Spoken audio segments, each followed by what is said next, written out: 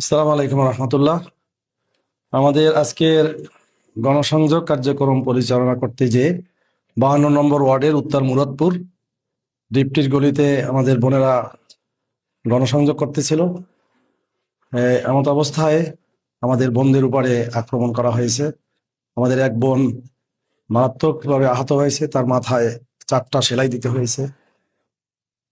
আমরা এর তীব্র নিন্দা জানাই এবং পাশাপাশি আইন শৃঙ্খলা বাহিনী, নির্বাচন কমিশনারের সংশ্লিষ্ট কর্মকর্তাদের দৃষ্টি আকর্ষণ করছি যে আপনারা এই আক্রমণের ব্যাপারে যথাযথ কার্যকর ব্যবস্থা গ্রহণ করুন।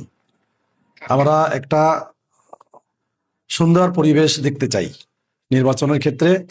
বিপ্লবোত্তর এই বাংলাদেশে আমাদের চিফ অ্যাডভাইজার যেমন বারবার বলতেছেন যে অবাধ, সুষ্ঠু, নিরপেক্ষ এবং স্বতঃস্ফূর্তভাবে জনগণের অংশগ্রহণে উৎসবমুখর পরিবেশে একটা নির্বাচন হবে।